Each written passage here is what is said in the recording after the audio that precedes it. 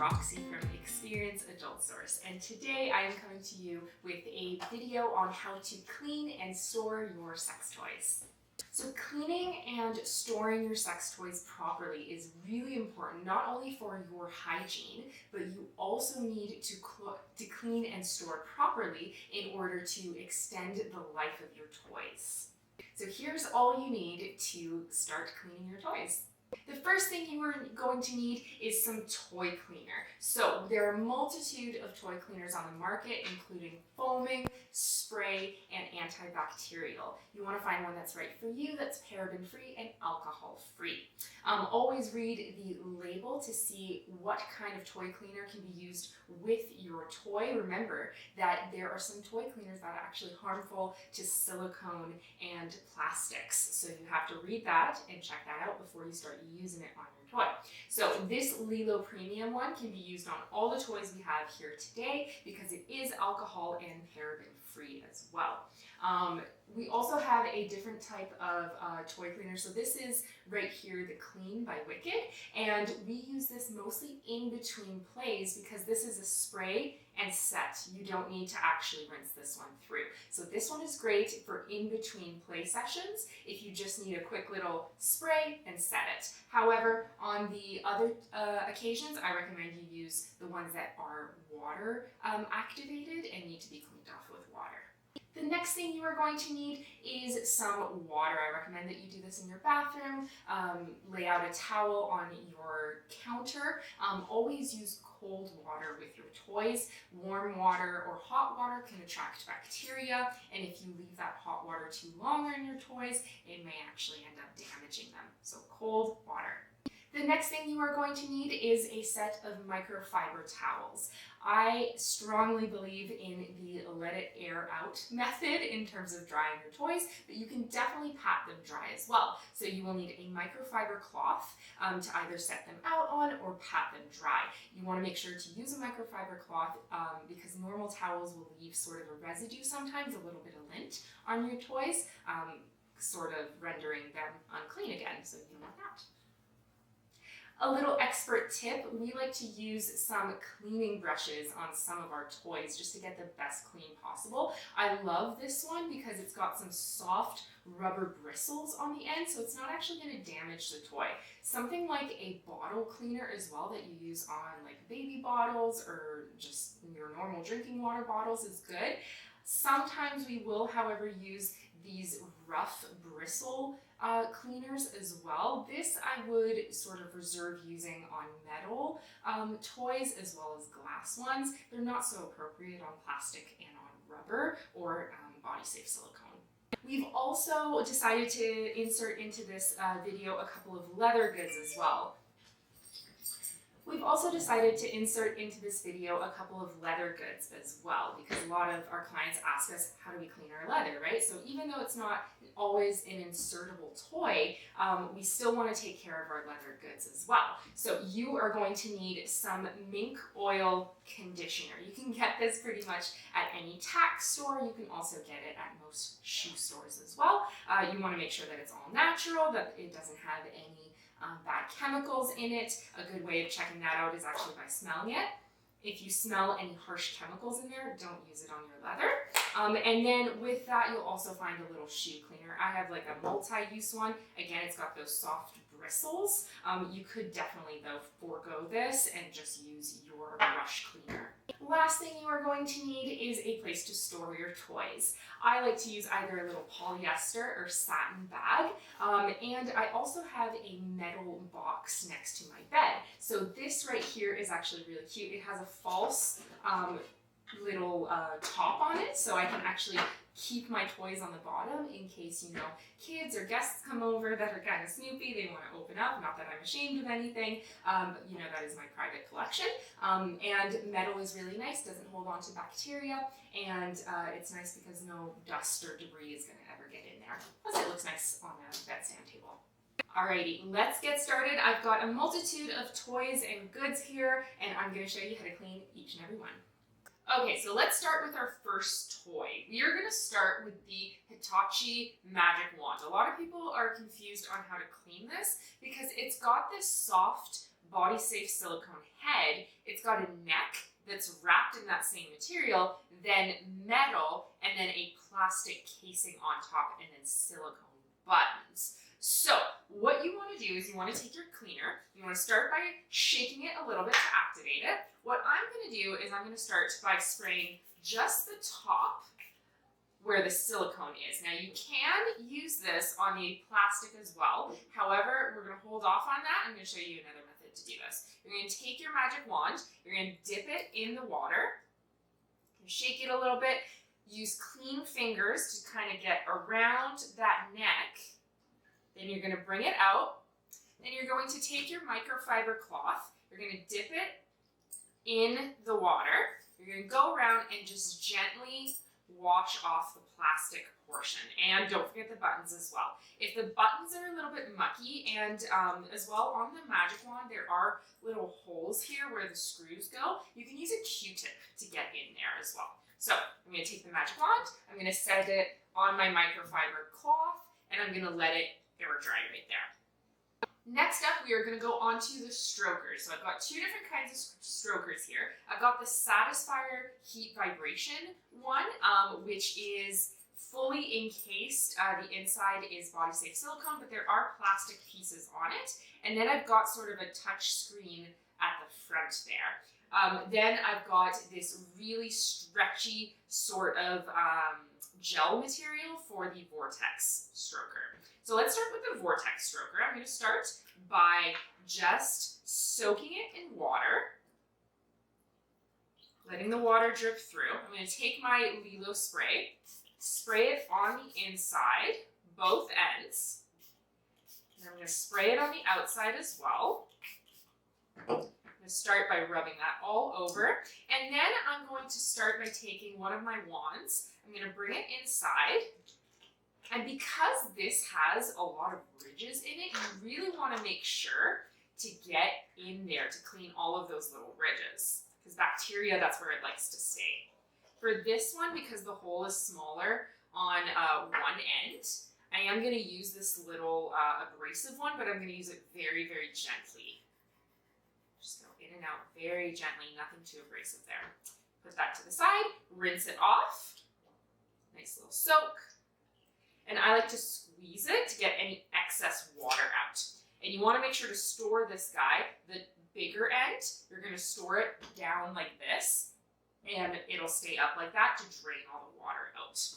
Next, we are going on to the Satisfier. So Satisfier, same concept, except this time, because this has some mechanical concepts, mechanical sort of attributes to it, I'm not going to soak it all the way in the water. It is waterproof, but to extend the life of your toys, it's better to spot clean rather than completely dunk your toys. So I'm going to put some cleaner on there, and I'm just going to put that all over. I'm going to take my rubber cleaner. I'm going to just clean it from my other toy, and then I'm going to soak it inside. Just like that. And now I'm just going to take my towel and I'm going to spot clean the outside of my toy.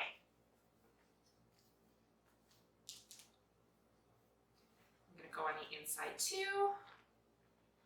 And again, the same with the Vortex. I'm going to let it dry with the opening down so that all that water can drain out.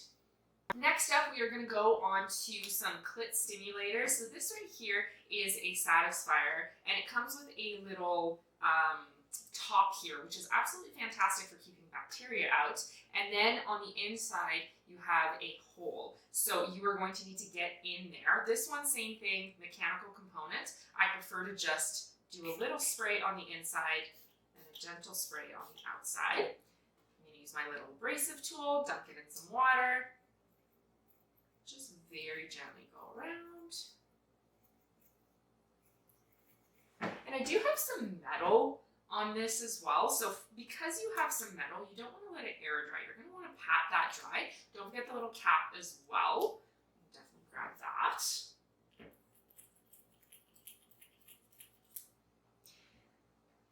I'm going to take my water, soak it, and just pat it right there. Get your water all over there on the inside as well. And then you're going to use the dry part of your towel just to pat dry the metal part here. You want to make that all nice and shiny.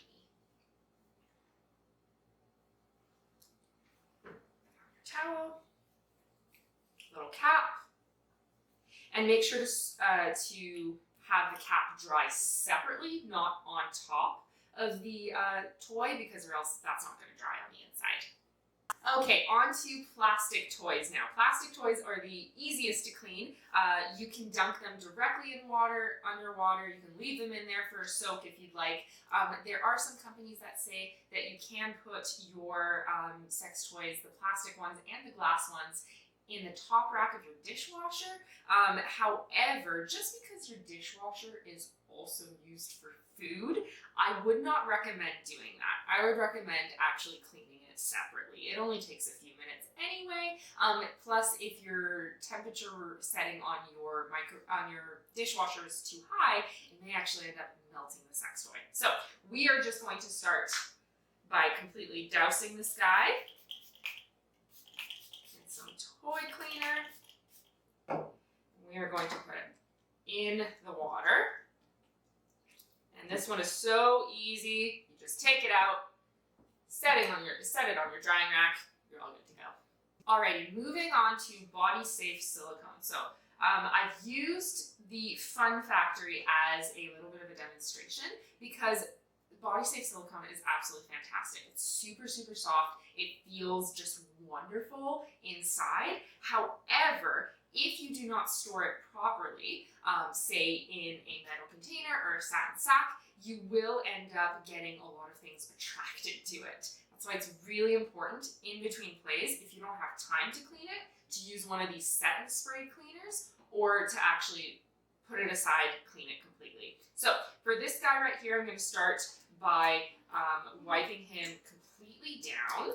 I'm going to try and avoid, even though this is completely submergible, I am going to avoid the metal plastic part right here. I'm going to come back right here. And this is why it's important to actually use a microfiber cloth, because this will definitely show all those fibers on a regular towel. So you want to make sure to use a microfiber cloth for that one. And this is why we also like to air dry as well, keep our toys extra clean. Alrighty, I'm gonna put that on the towel. So this is the same thing with our strapless dildo that we have here. Now, with these toys, you have the option to remove the bullet from inside of it. I'm going to keep it in for right now, but the same concept applies. I'm just going to start by soaking it. And you want to make sure to get in on all of the ridges. Clean hands are always a good idea to do this. If you're cleaning your toys, you might as well have clean hands while doing it.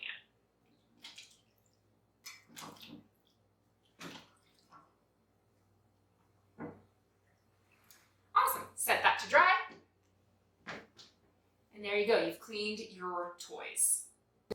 Okay, we are moving on to leather, vinyl, and pattern now. So I've got a little paddle here. It is leather on one side and it is patent leather sort of raised embossing on the other.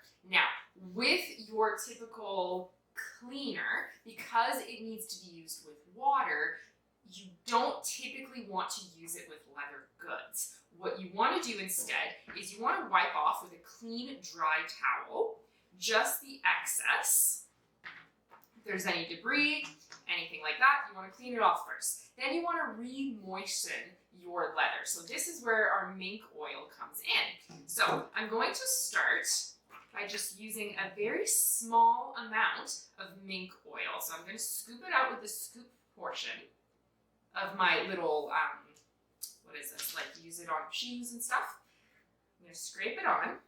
And you can use, because this mink oil is all natural, you can use your fingers to just sort of press it in there, but I'm going to use a towel instead, and I'm just going to go into a circular motion and go all the way down the paddle. So mink oil can be used on leather, it can be used on vinyl, it can be used on patent leather, and it can also be used on some plastics. see how nice and shiny that is? And it's all conditioned. So it's gonna bring some moisture back to your leather goods, and it's going to keep it from cracking. And I'm gonna do the exact same on the patent leather side. I'm just gonna do a little bit of a scoop here. Plus on top, the patent leather side, it's gonna make it shinier too. I'm gonna do it on that side. Don't forget the edges where the stitching is, because that's usually where your paddle will fall apart, is at the stitching. Good. So there you go. Nice clean paddle. You're gonna lay it out to dry so that that mink oil can really set in. It is a little bit slippery at this point, so you're gonna want to wait about 12 hours before you start actually using it. So just put that to the side. Next up, I have got a combination item. So on this item, I have a plastic ball, I have a nylon strap, a metal ring, then I've got some fabric embossed material, and on the inside, I have velvet. So you definitely don't want to throw this bad boy in the washer, because nylon and that sort of stuff tends to not do well in the washer. So what you're going to want to do is spot clean. You're going to start with the metal pieces. And for the metal pieces, what I'm going to do, I'm going to take my towel, I'm going to spray just a little bit of my toy cleaner on the end. And I'm going to go just onto the metal pieces. I'm also going to do the same with the plastic ball portion as well. Got one ring, the other. I'll add just a little bit more there. And I'm going to do the ball as well.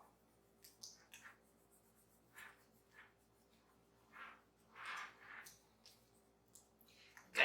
Now, for the fabric and the nylon strapping, there are a couple of options. So you can decide to just use the same method that I just used with the spray, dunk it in water, scrub it, leave it to dry. But for the velvet part, you're actually going to go back to your little shoe brush, and there's a little rubber side that sort of fluffs up the fibers. So you're just going to go back and forth and fluff up the fibers, and immediately, like you can feel the side that I didn't fluff up is very flat, and the side that I did is very soft. Do it on that side.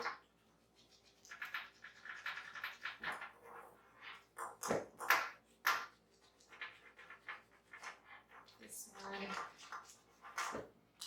And there, you got a very nice and clean ball gag. The last thing you're going to want to do is store your toys in a nice, clean, dry area. Make sure not to just throw it in a drawer. Put it in a bag to keep it protected. Or do the method that I do, which is put it in a nice little metal box. I would avoid wooden boxes or those boxes with fabric on the inside, just because that tends to hold on to lint, and wood tends to hold on to moisture. And that is it, guys. Thank you so much for joining us today on this video on how to clean and maintain your sex toys. If you have any questions, let us know in the comments. Visit us on our website at experienceadultsource.com to find any toy cleaner or any more information on our sex toys. Also, go ahead and check out our blog on how to clean your sex toys. The link is in the description below. Thank you so much for joining me today, guys, and remember to treat yourself.